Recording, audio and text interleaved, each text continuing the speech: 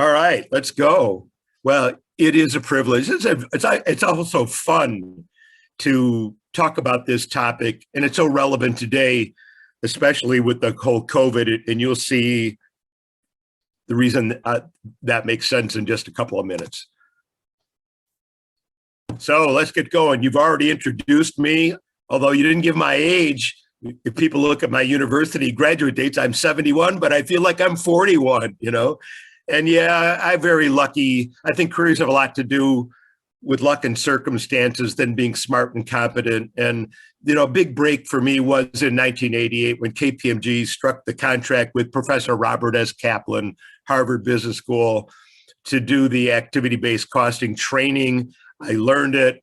I implemented it for 5 years, wrote a book, and that led to more books and so forth. So let's go. Who'll benefit from this presentation?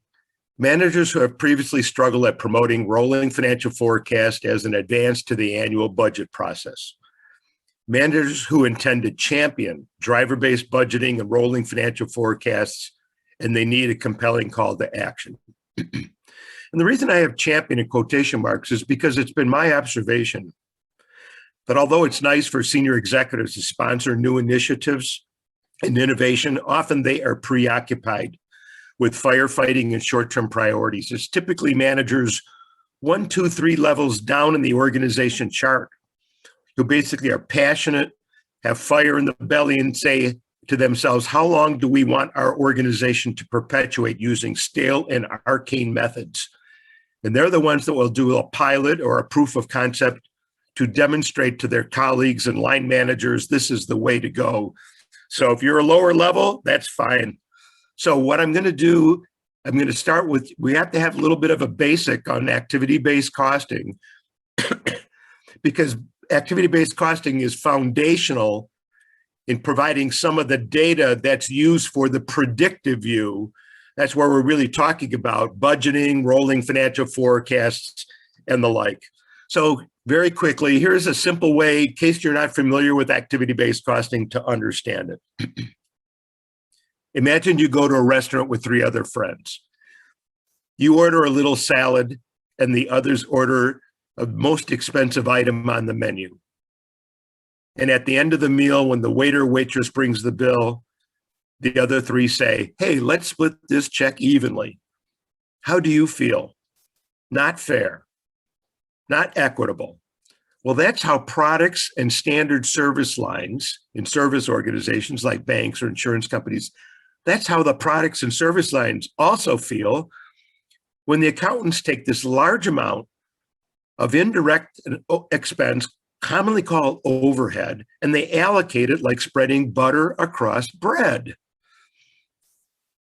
They use allocation factors like number of units produced, sales amount, square feet, square meters, head count in manufacturing, direct labor hours. None of those factors reflect the unique consumption that those products and service lines consumed of the end-to-end business processes and the work activities that belong to them.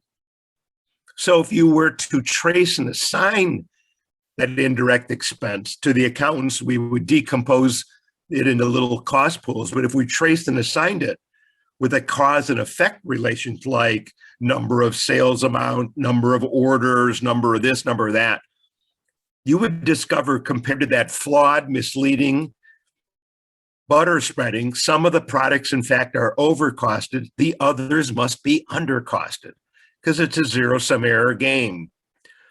That means the accountants, the CFO, is providing flawed and misleading information to the managers in their company. So the simple definition of activity-based costing, it's as if the waiter or waitress brings 4 individual checks. You only pay for what you consume. Now, the reason activity-based costing has become popular in the last 50, 60 years has to do with this diagram. It shows that of the 3 universal components of any organization's expense structure, the indirect expense, the overhead, is displacing the recurring direct expense. And the reason for this is not, because of automation and hardware and automating out frontline workers. The real reason is over time, all organizations have had an increased proliferation of different types of products, more colors, more sizes, more ranges. Banks have more type of depository accounts. The point is this: whenever you increase the diversity and variation of the outputs, it just produces complexity. And complexity causes more and more indirect expense to manage it. So 50 years ago, when it was primarily direct cost, single black product, black ink, black pen company, you could butter spread the indirect because most of the accuracy came from the direct. That's not the case today. So how do we solve it? Well, part of the problem starts with the diagram on the left, monthly responsibility cost center statement. Every manager recognizes that statement. But when managers receive that statement, they're either happy or sad, but they're rarely any smarter, because that statement doesn't really answer questions to them like, what's causing my costs and so forth. Salary, equipment, travel, this is what's in the general ledger system. What activity-based costing does is that it restructures the data. The data on the left side is not structured to answer any of the questions of, where does the money go? How much do things cost? So notice that these are US dollar. We convert the 914,000 into the middle box, key scan claims, analyze claims. Notice I'm using the back office of an insurance company. It's a factory too. And then we reassign each activity into the product, service channels, and so forth, just like the waiter or waitress in the restaurant, based on how each activity is consumed.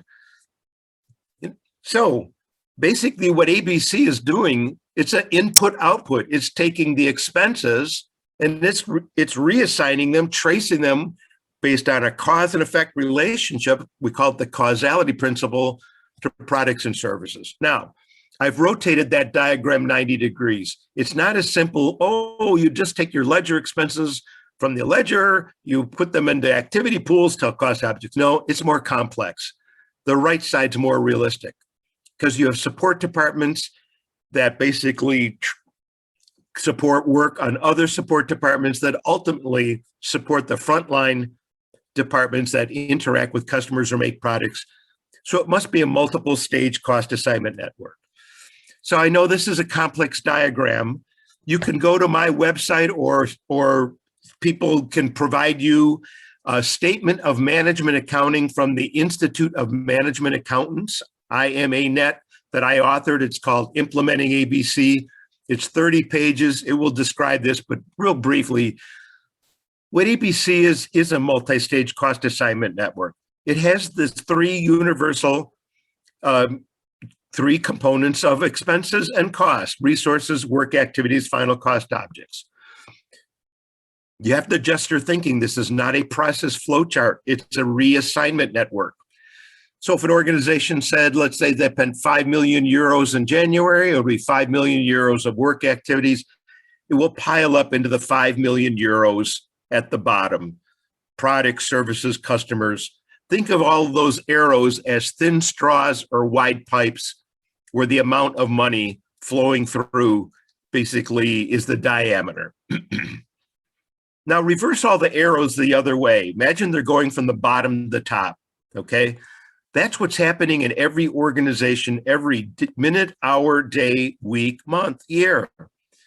The customers and the products are placing demands on the workload's drawing on the expenses, and the costs measure the effect in the other direction. That's where we get the accuracy.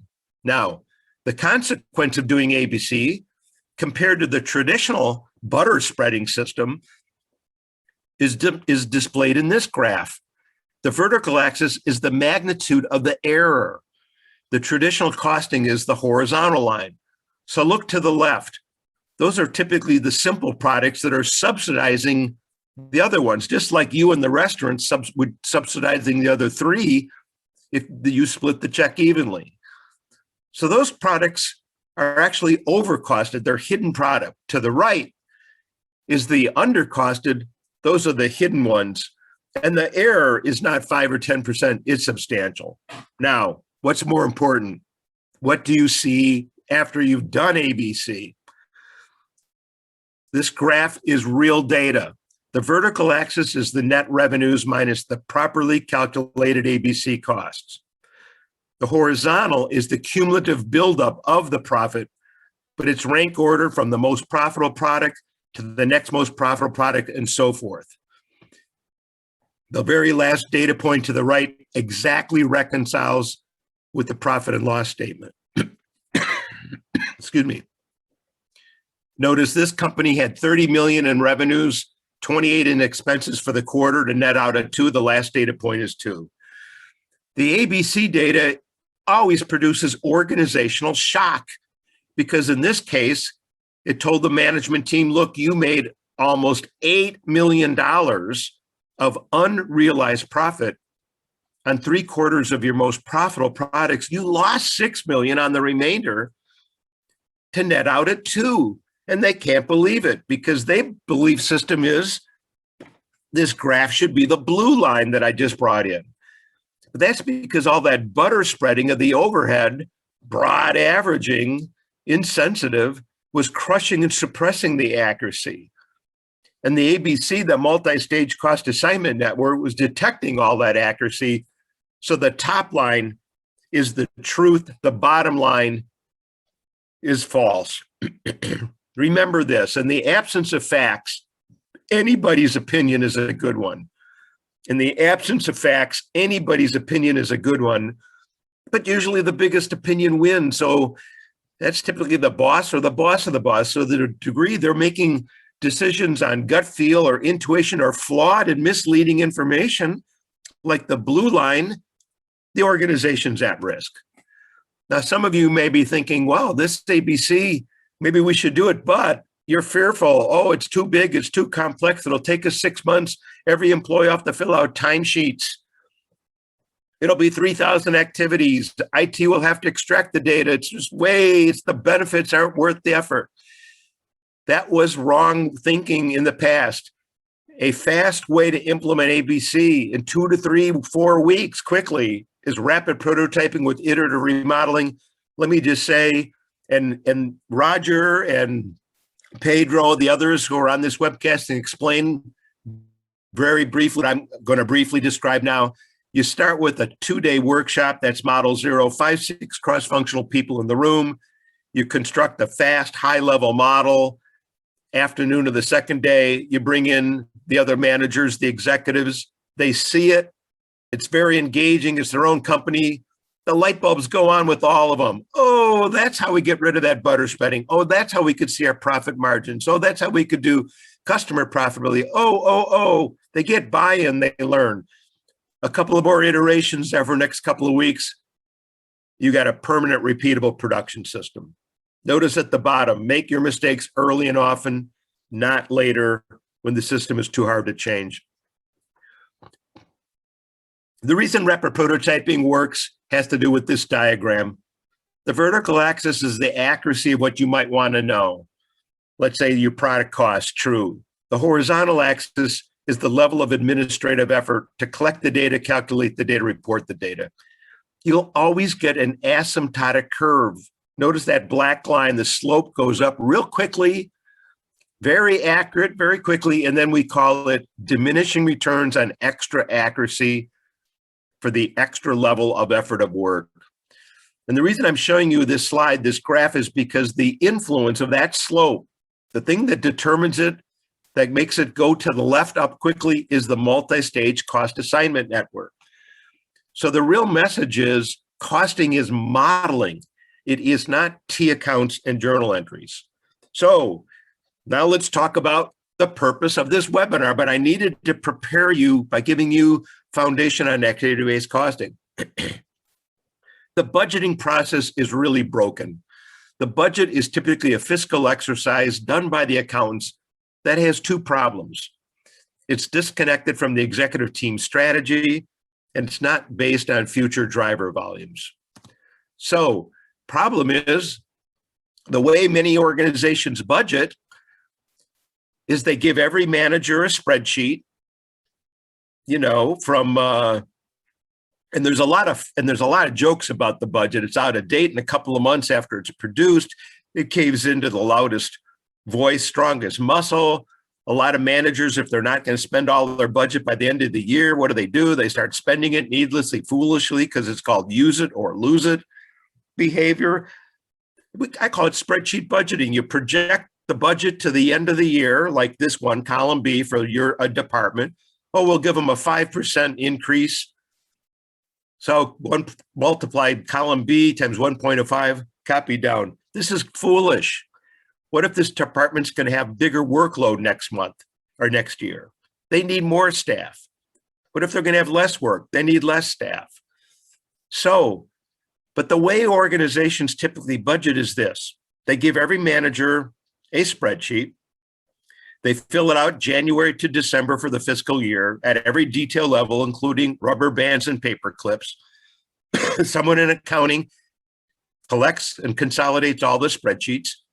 You give them to the executive team, bring in the revenue and the pricing. The executive team says, well, that's pretty good, but not enough profit. Make some revisions. Everybody changes their spreadsheets. You consolidate it back up. The executives say that's better, not good enough. Up, down, up, down, up, down, up, down. Gee, you almost want the executives to tell you what number did you want in the first place. But that would be their aspiration, not the reality. So how do we get to the reality? I'm going to describe it now. The amount of spending any organization is the result of two river streams. The upper river stream is the recurring, repeatable work. It's typically demand-driven, customer demand-driven, the volume and mix of what the customers are going to be buying in the future year. The lower river stream is non-repeatable, non-recurring expenses. It comes typically from projects. And there'll be three types of projects I'm going to describe in the next few minutes, but here they are: strategy execution projects, risk mitigation projects, and capital projects. Most of you are already familiar with the third one, capital projects. So let's look into the three river streams. For the upper river stream, for the activity-based costing model that you created in the past, you can calculate it backwards. You can forecast what was at the bottom to solve what was at the top. So what I mean by that is, for the historical view, the left, those three boxes is that multi-stage cost assignment network. For the historical past view, the spending is known. We model and calculate the product, service, channels, and customers. But we get a bonus. We pick up the unit level cost consumption rates, cost per type of invoice, cost per type of material move and manufacture, cost per type of blood test in a hospital. Every activity driver, there's typically 50, 60, 70, will have its own unit level consumption rate. So then we forecast the bottom, multiply it times the unit level rates to solve for the spending. Now notice at the left, I said, I think I learned this my second semester, freshman year at Cornell University Industrial Engineering. It's basic. The demand, volume, and mix of products and service lines times the unit level cost consumption rate equals the capacity required, meaning the number and types of employees with their salary and wages, or purchases with suppliers. You got to think like an engineer. So now when we go that way, we can know for the routine volume and mix how much headcount and how much spend with suppliers. Now let's talk about the lower river stream. I've got to do this really quickly. Now we want to know, how do we connect the strategy to the budget? Remember, that's one of the problems. Strategy is typically disconnected. Well, this is a quick primer. You'll have to spend more time perhaps and Google it about the strategy map and the balance scorecard, also created by Dr. Robert S. Kaplan and Dr. David Norton. Basically, what Kaplan and Norton realized is executives were overreacting to financial results at the end of the fiscal period. They said, you need to shift your attention to non-financial metrics collected during the period. Also, they said, your managers typically do not understand the strategy, so you need to communicate it to them in a way they can understand it. So they created this thing called a strategy map, and the output of the strategy map goes into the balanced scorecard. They're connected. All of these arrows that you see, those were first, the boxes are strategic objectives. The arrows are the KPIs, key performance indicators. You know, you get what you measure. And when the executives put targets on the measures, then it's like a donkey with a carrot. It aligns the behavior of the employees with the strategy. To overly simplify, what a strategy map is doing, starting at the bottom, is a learning environment will stimulate the process excellence, process improvement. That will lead to customer retention, loyalty, satisfaction, intimacy. That'll create the financial value.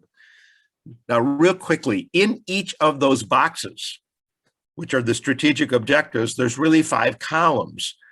And really quickly, the best way to implement the strategy map balanced scorecard is to have the executives define the strategic objectives. That's the first column. Then next column, have the managers delegate to the managers. You identify the projects and initiatives to accomplish those objectives, or in some case, a core process to improve. And then also you select the KPIs, because then by them selecting it, they're going to have buy-in, because they're going to be held accountable by the executives, and they'll set the targets. The point of this graph, though, is notice the circle around the X. If we don't put money and pay for the projects and initiatives, then we're not going to accomplish the strategy. And most executives are good at formulating strategy. Their frustration is failure to implement the strategy. And there's empirical evidence. A lot of CEOs and executives are being fired and terminated in North America at a faster rate because board of directors are impatient. They're not allowing them too much time to implement the strategy. So by funding it, we've now got the money to connect strategy to the budget. Next, enterprise risk management. This is a popular grid by the enterprise risk management community. Each of the circles is a potential risk event that could happen in the future year, like an earthquake or an IT center going down, or maybe losing the large customer, any risk. The vertical and the diameter of the circles is how much money would be required to mitigate the risk. The vertical axis is the severity of the impact of the risk event. The horizontal axis is the probability. Now, you can't mitigate all risk. It would just be too expensive, but at least we can prioritize the blue ones in the top. And now we will know how to spend enough money on risk. So let's return to our 2 river streams. For the upper river stream, the repeatable work, the solution going forward for what is called driver-based budgeting is what I described. Multiply the volume and mix times the unit level consumption rates from the ABC system to solve for the level of capacity, number and type of employees, and spending with suppliers. For the bottom river stream, do the strategy map balance scorecard, identify the strategic projects and fund them, do the risk mitigation grid and fund for risk mitigation, and then capital budgets. So now I'm going to decompose this diagram one step further. It's a little complex, but I want to walk you through it. The shaded boxes are the upper river stream. Remember the repeatable work. The ones to the left are the non-project related. Look at the box at the bottom that says derived budget and rolling financial forecast. The input from the top is the operational budget. And it's coming from, remember that forecast times volume and mix, the industrial engineering 101, which calculates the number of person hours, number of pounds, kilograms, number of employees, and so forth. We monetize it, euros, dollars, whatever is the currency. That's a good number. From the left, we've got the 3 projects: capital budget, strategy budget, risk budget. Here's the point. That box at the bottom, derived budget, is a very valid number. It's realistic compared to those spreadsheets, up, down, which are volume insensitive, political, all those problems with it. Now, when we produce that number, notice the diamond to the right, and we give it to the executives, we may still have the same problem. It may not be enough profit. So they're going to ask, well, revise it because I want a little more profit. The temptation might be to postpone or eliminate some of those projects, but that would be bad. We don't want to eliminate or postpone the risk mitigation project. We don't want to expose to risk. We want to execute the strategy. We want to do those capital investment projects that we identified. So there's one lever here that can get the money down. It's productivity. It's the consumption rates. So in the next fiscal year, 2%, 3%, 4%, 5% productivity improvement. And that's where the lean management and Six Sigma product process improvement comes into place to basically be more profitable, more productivity, improve those processes. Excuse me. Now, in this diagram, there's only one independent variable. It's the forecast. And you'll see that there's a diagram there in the forecast that says driver, volume, and mix. Every other parameter in here is dependent. It's either basically it's either determined judgmentally or it's calculated. So therefore, the forecast becomes the real key. Now let's go to, so if we forecast the volume, let me go back. We forecast the volume and mix, multiply it through the financial statement to solve for the budget. We don't have to just do it annually. We could refresh that forecast frequent intervals, go out 18 months, and that will give us a pro forma income statement and balance sheet out 18 months. And we could do that quarterly. So it's constantly being refreshed. We could even do it monthly. And here's the point about the title of this presentation: with uncertainty. We will always have more certainty as we get further into the future. And if we calculate a pro forma income statement and balance sheet, the next step in any financial analysis is net cash flow. And with the COVID pandemic, that is what board of directors want. They're so fearful. I'm a board director. Is this company going to go bankrupt? Are we going to have to do financing? Are we going to have to do loans? Are we going to have to issue stock? Maybe we'll have surplus cash, but the majority are fearful. So this is all about modeling. But you do need to think like an engineer, because in the past periods, you don't have to worry about classifying expenses as fixed or variable. Notice I've got a box that says unused or used. Costing in the past is just basically modeling. But when we go to the predictive view, look to the right, we have to classify the behavior of the resource capacity as sunk fixed, step fixed, or variable. Step fixed are the resources come in discontinuous amounts. So you can't basically purchase a half a machine or hire a third of an employee. And the classification depends on the planning horizon, because in the short term, capacity is not easily adjustable. But as we go out days, weeks, months, years, we can replace full-time employees with temporary contractors. We can lease assets that we would have purchased. So it becomes more variable. That's key. I'm going to skip this slide. It's very brief. It'll be in your handout. It's be very useful. I've developed it for the International Federation of Accountants. They are in New York City. They're like the United Nations of Accounting Institutes. I think there's 180 globally. It's a taxonomy, like in the world of biology, plant kingdoms, animal kingdoms. And in accounting, notice there are 3 kingdoms: tax accounting to the left, financial accounting for external statutory reporting in the middle, management accounting to the right. You can see as we drill down, financial accounting is really following generally accepted accounting principles. That's for the regulatory government. Management accounting, more important. For the historical view, it's cost reporting and analysis. But look at the right box: decision support and cost planning. That's what I just talked about in this webinar. And the value spectrum, which is at the bottom, it goes from low value to the left to higher value to the right. That's why this is so important. So I always like to say, for the CFOs and the accountants who are not implementing ABC, they're in this signboard. They're looking at the signboard where the answer's to the left, simple but wrong. the butter spreading to the right, complex but correct, complex but right. Very few are taking the right path. They need to. And if you're taking the left path, look at the very end. You're falling off the cliff, going bankrupt. I am frustrated. Why is the adoption rate so slow for ABC and a lot of methods? 3 reasons. 1, technical, dirty data, low quality data. But the IT department can solve that.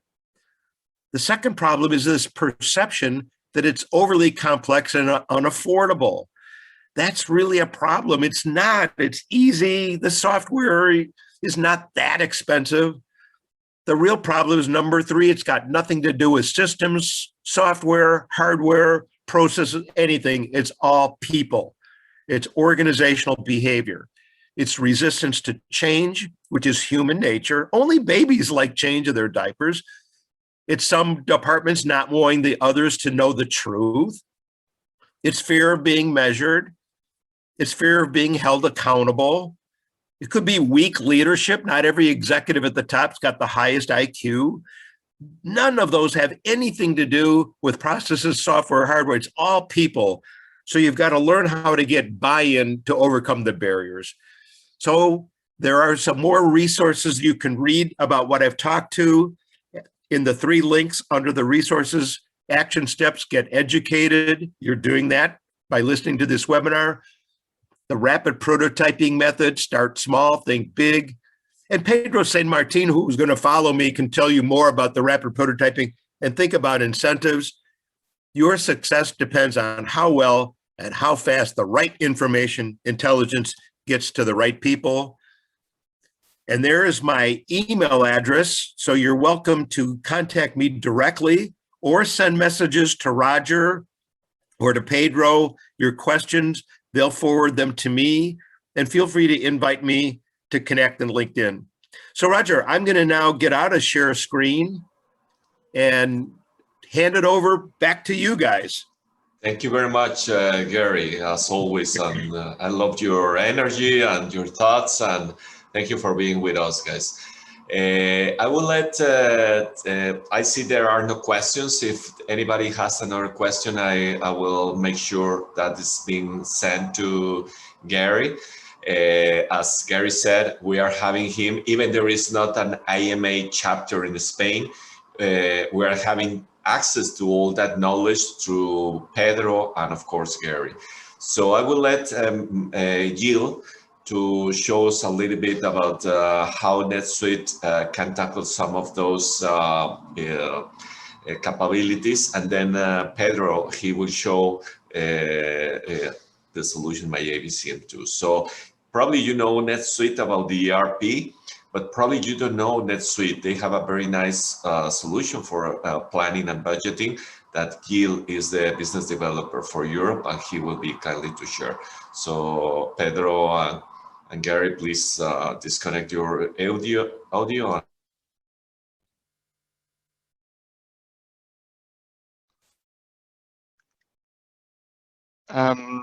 Hello everyone, I hope you hear me.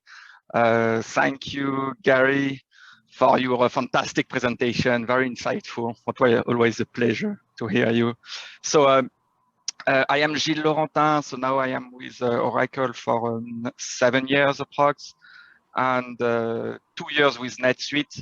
And at NetSuite, we are targeting more the small and medium businesses. We are over 40,000 customers around the world, and I will focus on one module we are pushing heavily in this current uncertain environment, which is a module which helps elaborate budgets, revise your budget during the year through a forecasting process, help also build some reports, so you may compare your actuals coming from your ERP system or any operational system you have in your ecosystem, and as well compare this with your budget and your forecast. And also it's a solution to help you create dashboards and KPIs So you may monitor your business accordingly. So let me share my screen. I hope you can see it and you can see the correct screen as well. Roger, if something is wrong, tell me. No, everything is okay. Okay, good. So this is the interface. So I've logged as an administrator, so I have all the rights. And what you can do first is create some dashboards in order to have a rigorous view of where the business is. So in these dashboards, I can visualize my business against your key performance indicators, whether it's an income statement or balance sheet or cash flow side. So an income statement, I have my regular expenses and revenue. In the balance, I can monitor my cash, my asset, capex, profits, DSO, DPO, DIO, whatever you want to monitor. And if I take, for instance, my expenses, I can, as a CEO, maybe visualize where I am, what is the variance between my actual and my budget. And since there are some business intelligence embedded capabilities, I can drill down to see the split between my employee OPEX and my employee expenses, OPEX, depreciation, amortization. But also I can embed the entire analytical structure to understand how the expenses is split against my various departments, products, projects, whatever you want to monitor. And of course, I will relate this to Gary presentations where we would assume that the casualty principle is properly applied and administered in the solution. So up to this point, the only thing to understand regarding this solution is the ability to create scenarios, because it's a tool to better anticipate the future and to create some scenario based on hypothesis. So in this example, I only have two scenarios, actuals, the one coming which represents the past, and the budget, maybe the initial budget you did for the next year. But you can have as well all your different monthly forecasts. So if you do one forecast a month, you may have 12 additional scenarios that you can compute and visualize in those dashboards. So in the flow of my demonstration, I start with this dashboard capabilities, where then I will go into the financial statement, provisional financial statement capabilities. I will show how you can analyze the data dynamically to understand if you want a specific insight. You may drill down into the lowest level of granularity inside the tool. And then I will show you a rapid budget, a couple of drivers, how you can play with this, revised as well, those different scenarios. So this is the dashboarding capabilities. Maybe I can show you other type of dashboard you may want to implement. So in this situation, I have some other dashboards with some trend lines, whether it is a revenue by expense, revenue versus COGS, expenses, revenue by customer, by OPEX by account, etc. I do have a couple of KPIs, the one you usually monitor, total sales, COGS, expenses, EBITDA, net income, etc. But I do have similar dashboards for if you want to monitor your cash. I am more focusing on the P&L side here. For instance, I have my revenue by customer. So in this dashboard, if I maximize the graph, I am only working on one scenario, which is in this demo, the July forecast. So it means that from Jan to July, it is the past coming from the actuals. From July to December, it's the future. And it's something you've elaborated thanks to this solution. And you may drill down, for instance, I do have here a split by line of revenue, product revenue, services, other revenue. But if you want to understand what are the customer generating these revenues, I can have my split by enterprise customers, SMB, mid-market. So if I click on enterprise, I will have my split by customer directly. So all this is very dynamic. And just like a business intelligence tool, you will be able to monitor and understand where you are from a business point of view. So if I go back to this instance, now let me show you if I go on the provisional financial statement side to show you what we could do. So I will click on this financial statement icon. So of course, you'll be able to have all your financial statement computed in real time. So when you are budgeting or forecasting, working on a forecast, setting your drivers to plan accordingly, all your financial statements, KPIs will be recalculated in real time. So you will immediately see what is your cash position, what is what are your benefits, gross profits, etc. And when you are editing a financial statement, whatever it is, you may select for which scenario. Do you want to see your statement for the initial budget? Do you want to see it for the forecast you are currently working on? Do you want to see it for your actuals as well? And you may select whatever entity, product, project, depending on how you are planning. And all those financial statements are editable either in HTML or in PDF. If it is in HTML, you can add some drop-down menus. You can give those reports. You can give an access to your executive board members, or also for external investors or shareholders, so they can play with the data, because all this is set up with a set of security in terms of accessibility. So you will set some restrictions to some users, and you can have this drill down menu where you will be able to select immediately which region you want this statement to be computed, which product, project, etc. And this statement is simply an actual versus plan P&L. Very simple. And you can as well create your management book thanks to the PDF editor embedded in the solution with your logo, with your chart to be sent to your external shareholder investors. So let me, all those, the data is accessible with the HTML interface I've just shown, but it is also accessible with Excel, which is, let's say, a popular tool, I would say the most popular tool for any financial controllers or even CFO, but even CEO, everyone uses Excel. So it's not going out of the focus. And I can start, create some ad hoc report, check if I want an insight on one particular product or revenue or whatever. I can use Excel. So here I have some drop-down menu. For instance, I have my region, all my regions here. I have all my products.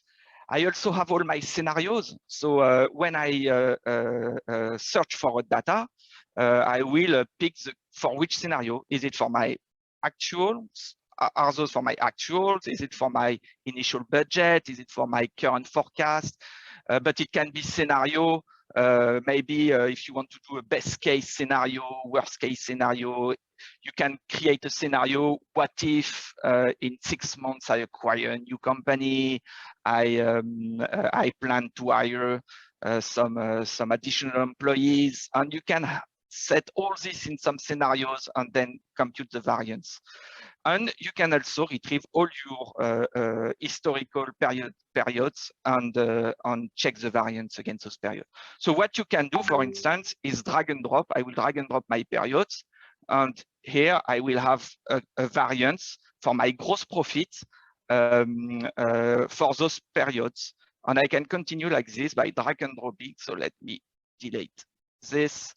And I will drag and drop now my different scenario. Just the same process. Oops, sorry. So let me refresh this.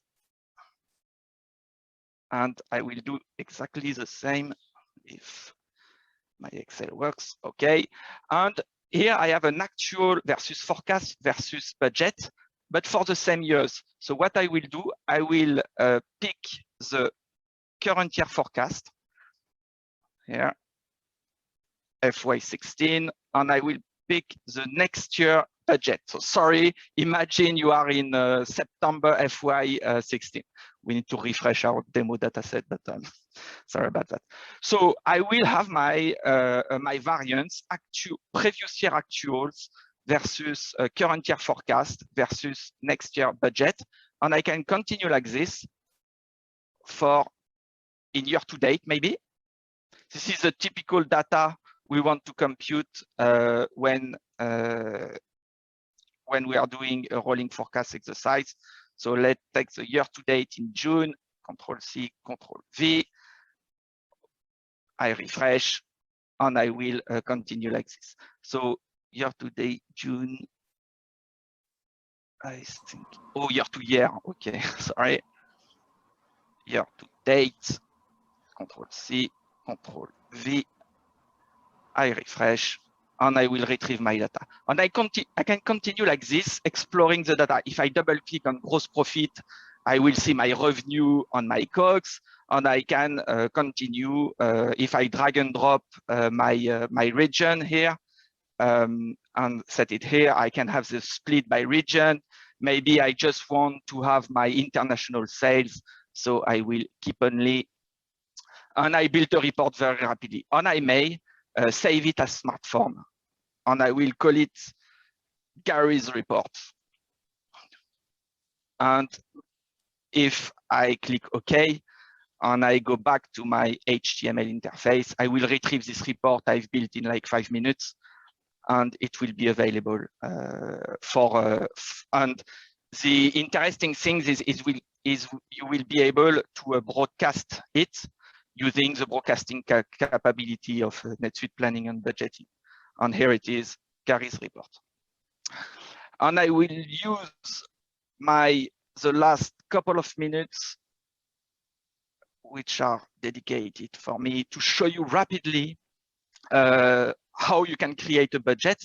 So in this example, in this demo, I have 2 examples of model: revenue planning, expense planning, very simple, but we have many others: workforce planning, project planning, working capital planning, if you want to understand what would be your cash position if you play with your DIO, DPO, DSO.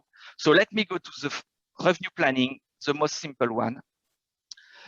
This is a collaborative solution, so each one will have an access with a dedicated environment, more or less complex depending on how we plan, what is his functions, is it an operational person or a financial controller. So here I have my plan for next year. It's a monthly budget. I have my current year forecast, my actual previous year, and in this example, very simple. I have 3 drivers, which is the theme of today's webinar: units, average sales price, gross margin in percentage. And depending on what you're gonna set, all your provisional financial statement will be recomputed. And of course, the product will aggregate all the budgets done in the various region, entity, department, product, region, etc. So each one will pick its area of responsibility. And I also, as an help for the user, for the end user, make a quick dashboard so he can understand what would be the impact on his gross profit when he is doing some simulation. So for instance, for Q3, if I add for Q2, if I had a 0 like this, I will save. My gross profit will be recalculated, and you can see that this dashboard slightly changed, knowing that this is the next year budget profit versus my current year forecast profit versus my last year actual profit. And when you right click somewhere, you have a couple of options like setting comments, supporting details, etc.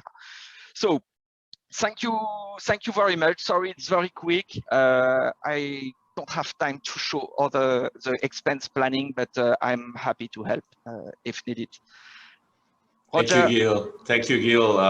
It was very interesting, and everybody who is interested can contact Gil directly. I know that Oracle fiscal year ends this month, so being an ex-Oracle, I know this is the best time of the year to buy to Oracle. So if you're interested, call Gil, and I'm sure he will do a great deal for you. Pedro, please, if you can share us in this last 3 minutes, the most important messages from your side, I will appreciate a lot. Thank you very much. Well, I want to take advantage of Gary's presence here. Gary, are you here? Can I Yes, ask a I couple of am. questions? Perfect. Well, I think instead of show the benefits of the tool right now, because we can do it in other occasions. And one of the things that I want to share, are you seeing my screen? Sorry. Yes. I want to ask you why it's important to conduct a rapid prototyping and understand before you buy any tool, to understand the structures and the benefits of the models that you're going to create before you invest, or before you, I don't know, before you deploy a tool like this. What are the benefits to run a rapid prototyping, Gary? Oh, you're asking me? Yes. Yeah, oh, I'm sorry. I can't show my video, but of audio I'll do. Accelerated learning. Everybody gets buy-in. They quickly understand what the benefits are going to be. They're going to realize, oh, we can price better. We can understand our profit margins. Increasingly, we can understand which types of customers are more profitable and less profitable, are more attractive to retain, to grow, win back, and acquire. Operations people also get visibility that they can use the same data for lean management, value stream maps, value added, non-value added. It's just, and also you make your mistakes early and often. The traditional way, the 6-month implementation, big, complex, no one understands it. It just increases the success of sustaining the ABC system as repeatable and sustainable. I find it's important to follow these type of prototypes following the casualty principle. Can you tell me a little bit about the developments that you are doing with the profitability analysis center of excellence? Are you asking me? Yes. Oh, I'm yeah. asking you a couple of questions. Yeah, there's it. Oh, okay. I thought you were going to do a demo anyway. Profitability Analytics Center of Excellence, PACE. If anyone Googles it, or Pedro can maybe send out information. It's basically a discussion group. There's over 500 people. Well, there we go. And our mission is really to get the accountants out of the 1960s. I know I'm being a little critical here, but many of the CFOs and accountants are still using stale and arcane methods, and we got to get them into the 21st century.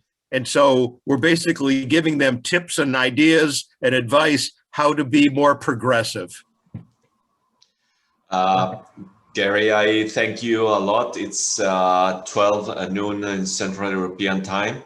I want to respect the ending time, and I'm sure, Pedro, we can share more information and a demo about my ABCM in the future. I want to thank Gil for his time, and Gary, thank you again, and thank you to all the people who have joined today and have made time to invest in themselves.